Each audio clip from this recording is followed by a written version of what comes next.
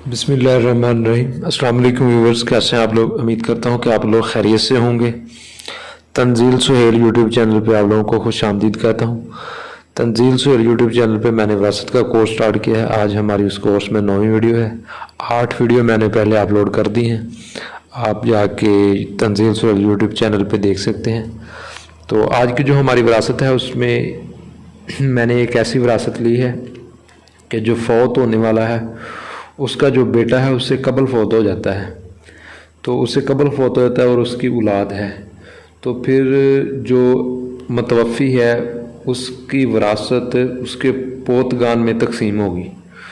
तो ऐसी विरासत मैंने एक मुनफरद विरासत ली है जिसमें हम देखेंगे कि अगर दादी की विरासत पोते में किस तरह तकसीम होती है, तो उसको निकालने का बहुत ही आसान तरीका है।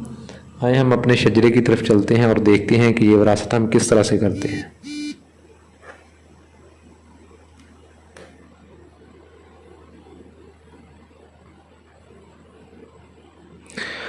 जी नाज़रीन, ये देखें, हस्बे गुफ्ता अहमद दीन यकी अज़ वारसान शजरा मरतब किया गया। वारसान में शामिल है अहमद दीन, नूरदीन, पिसरान मतवफ़ी। ये अहमद दीन और नूरदीन जो है वो मतवफ़ी के बेटे हैं। और उसके बाद है फ़ौज़िया, ये है दुख्तर मतवफ़ी। फ़ौज़िया जो है वो मतवफ़ी फ़ौत होने वाला उसकी बेटी है। और उसके बाद है नवीद, शाज़िया और नौरीन, ये पोतगान मतवफ़ी हैं। और 3 जो हैं पोते जिनमें पोतगान में हैं विरासत तकसीम होगी, उनके नाम भी मैंने लिख दिए हैं। तो ये देखिए मैंने शजरा बनाया है। सबसे पहले है मोहम्मद अली मतवफ़ी, उसकी राइट साइड पे मैंने उसकी जो बेवा है उसका शजरा बना दिया है। नसीम बीबी बेवा मतवफ़ी, ये कबल फौतशुदा है, तो रेड से मैंने लिख दिया कबल फौतशुदा, इसको इसका हिस्सा नहीं जाएगा। फिर इस जो मतवफ़ी है इसके ऊपर इसका वालिद है अख्तर अली, ये भी कबल फौतशुदा है, इसको भी इसका हिस्सा नहीं जाएगा। और उसके बाद है मतवफ़ी की वालदा, ये भी कबल फौतशुदा है, इसको भी इसका इस विरासत का हिस्सा नहीं जाएगा। तो हमारे पास इस विरासत में जाएगा हिस्सा अहमद दीन को, और उसके बाद ये ज़िंदा है। उसके बाद नूरदीन को, ये भी ज़िंदा है। फजल दीन जो है ये कबल फौतशुदा है, इसका मैंने नीचे शजरा बना दिया है। अगर इस तरह की विरासत आ जाए कि जो बेटा है वो मतवफ़ी से पहले फ़ौत हो जाए तो उससे आगे उसकी औलाद का शजरा बन जाता है। तो ये मैंने उसकी औलाद का शजरा बना दिया, साथ बेवा का भी शजरा बना दिया है। तो उसके बाद है फ़ौज़िया जो है मतवफ़ी की बेटी। तो आगे वाले ये शजरे की मैं बात करता हूँ कि फ़जल दीन का जो शजरा है उसमें साजदा उसकी बेवा है इस फ़जल दीन की। तो इसके औलाद में नवीद बेटा है और शाज़िया बेटी है और नौरीन बेटी है। तो इसके औलाद को हम किस तरह से तकसीम, औलाद में हम जो है विरासत किस तरह से तकसीम करेंगे। तो मैंने इस तरह किया है कि जो अहमद दीन है इसको मैंने 2 हिस्से दे दिए हैं, और फिर मैंने नूरदीन को भी 2 हिस्से दे दिए हैं। फिर मैंने जो फजल दीन है इसको भी 2 हिस्से दे दिए हैं। इसके जो हिस्से हैं ये नीचे इसकी औलाद में तकसीम हो जाएंगे, इसकी औलाद में तकसीम हो जाएंगे। और ये इसकी जो बेवा है इसको हिस्सा नहीं मिलेगा, क्योंकि जब कबल फौत हो जाए तो जो मतवफ़ी की मतलब कि औलाद की आगे औलाद होती है उसमें जो है विरासत तकसीम होती है, तो इसकी बेवा को नहीं जाएगा। और उसके बाद है फ़ौज़िया, इसको मैंने 1 हिस्सा दे दिया, ये ऊपर लिखा है। और जो नीचे औलाद है उसमें जो बेटा है उसको मैंने 2 हिस्से दे दिए, शाज़िया को भी 1 हिस्सा दे दिया और आगे नौरीन को भी 1 हिस्सा दे दिया। तो ये मेरे पास 2, 4, 6, 7 ऊपर हिस्से बन गए और 2, 3, 4 नीचे हिस्से बन गए। तो इन दोनों हिस्से को आपस में जमा कर लेंगे तो ये हमारे कुल हिस्से हो जाएंगे। तो आए देखते हैं कि हम इनके कुल हिस्से किस तरह बनाते हैं और हम इनको फर्दर हिस्से किस तरह देते हैं और रकबा किस तरह निकालते हैं। ये सबसे पहले मैंने औलाद के कुल हिस्से जो हैं 7 हैं, पोतगान के कुल हिस्से 4 हैं। तो कुल हिस्से इस विरासत के निकालने का तरीका हमारे पास है औलाद के कुल हिस्से और मल्टीप्लाई हमने करना है पोतगान के कुल हिस्से।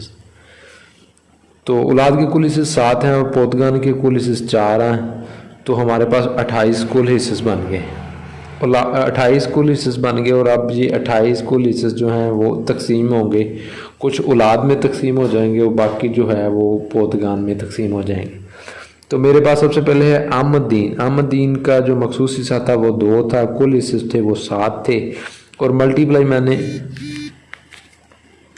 जी नाज़रीन ये देखें कि मेरे पास जो आमदीन का मखसूस हिस्सा था वो 2 था और कुल हिस्से थे इसके 7। ये देखें टोटल औलाद के हिस्से थे और बाकी जो है कुल हिस्से वरासत के वो थे 28। 28 के साथ मल्टीप्लाई हमने कर दिया तो 2 तकसीम 7 मल्टीप्लाई 28 ये मेरे पास आ जाता है 8। आमदीन का 8 मखसूस हिस्सा आ जाएगा।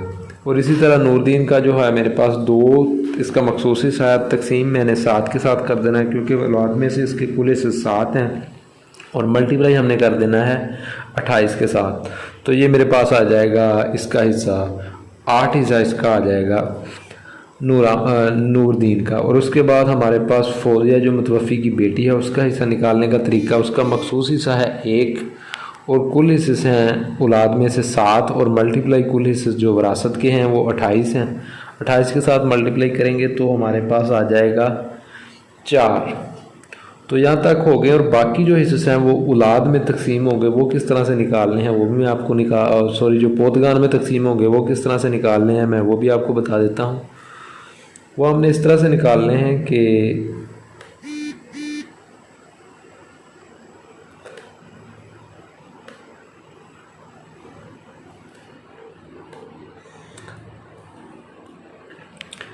ये देखिए मैंने इस तरह किया है कि फ़ज़ल-दीन का सबसे पहले मैंने फ़ज़ल-दीन का हिस्सा निकाल लेना है। फ़ज़ल-दीन का मैंने हिस्सा निकाला है कि क्योंकि जो उसका हिस्सा होगा वही उसकी औलाद में तकसीम होगा। तो फ़ज़ल-दीन का मैंने 2 उसका मखसूस हिस्सा था और 7 उसके कुल हिस्से थे औलाद में से, मल्टीप्लाई मैंने कुल हिस्से वरासत के किया तो मेरे पास 8 हिस्सा आ गया। 8/28 हिस्सा जो है ये वाला तकसीम होगा औलाद में। तो औलाद में तकसीम करने का आसान तरीका पोतगान में हिस्से की तकसीम, मखसूस हिस्सा पोतगान का हिस्सा, मखसूस पोतगान का हिस्सा और पोतगान के कुल हिस्से और मल्टीप्लाई वालद का हिस्सा। तो हमारे पास पोतगान में से नवीद का था हिस्सा 2 मखसूस था और 4 जो है पोतगान के कुल हिस्से थे और मल्टीप्लाई मैंने करना है वालद का हिस्सा। वालद का इनके वालद का हिस्सा है 8। तो ये मैंने निकाले हैं, मेरे पास आ गया 4/28 जो है पहले पोते का हिस्सा आ गया। फिर उसके बाद है पोती का हिस्सा निकालेंगे तो वो हमारे पास होगा शाजिया का हिस्सा। 1 इसका पोतगान में से मखसूस हिस्सा था और पोतगान में से कुल हिस्से थे 4 और मल्टीप्लाई हमने कर देना इसके वालद के जो थे हिस्से वो 8 थे। 8 के साथ तो 2 इसका आ जाएगा। इसी तरह नौरीन का आ जाएगा 1 तकसीम 4 मल्टीप्लाई 8, ये भी 2 हिस्सा आ जाएगा। अब हमने इन हिस्से की पड़ताल करनी है।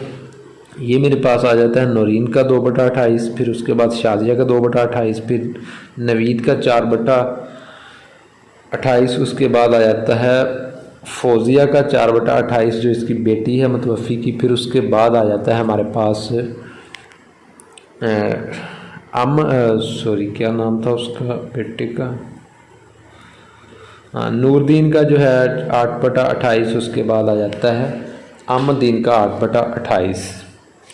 अगर देखें तो ये जो 4+2+2 ये थे फ़ज़ल-दीन के 8 हिस्से जो इसकी औलाद में हमने तकसीम कर दिए हैं। तो अब हम इसकी जो है लेंगे एलसीएम लेंगे 2+2+4+4+8 जो 28 हमारे पास ऊपर आ जाते हैं और 28 नीचे हैं।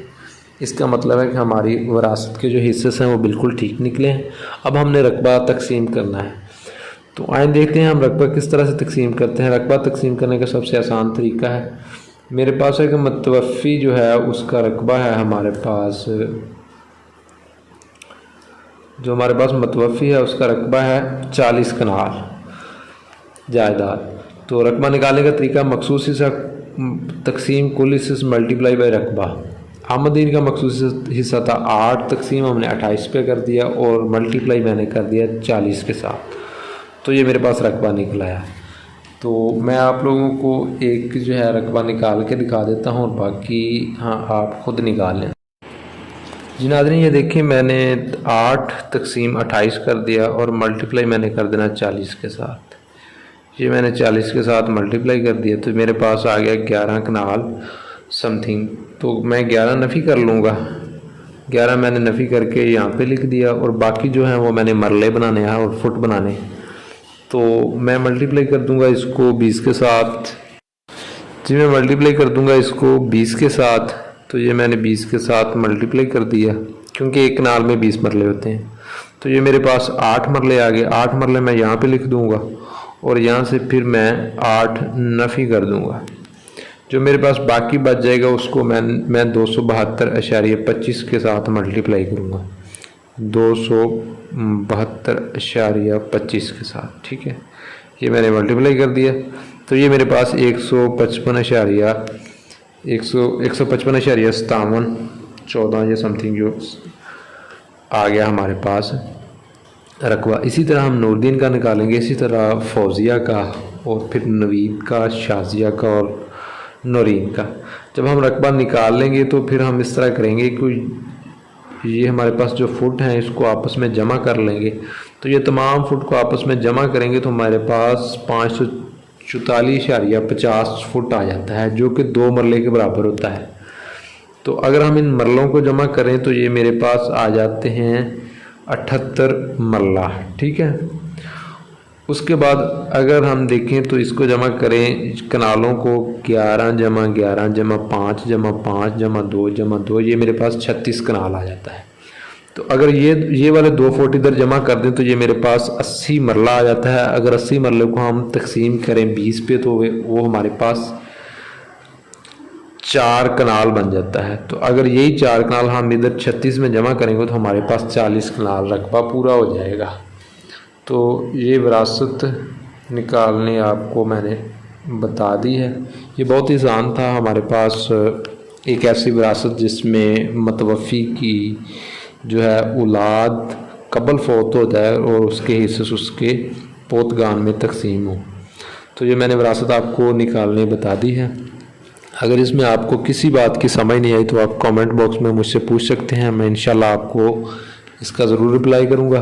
और बाकी मज़ीद अगर आप कोई विरासत बनवाना चाहते हैं, उसके हिस्से से रकबा निकलवाना चाहते हैं तो भी आप मुझे सेंड कर दें, तो मैं इंशाल्लाह उसका भी रकबा निकाल के वीडियो पोस्ट कर दूँगा। तो इससे आगे वाली हम जो विरासत निकालेंगे उसमें मतवफ़ी की 1 से ज़्यादा बीवियाँ होंगी। तो अगर मतवफ़ी की 1 से ज़्यादा बीवियाँ होंगी तो फिर रकबा किस तरह तकसीम होगा वो हम आगे वाली जो इसके बाद हमने कल को अपलोड करनी है उस विरासत में देखेंगे। तो ओके, अल्लाह हाफिज़। ये मेरा तंजीद सुहेल के नाम से यूट्यूब चैनल है, इसको आप सब्सक्राइब कर दें और बेल आइकॉन पे क्लिक कर दें ताकि आपको आने वाली तमाम अच्छी वीडियो मिलती रहेंगी। ओके, अल्लाह हाफिज़।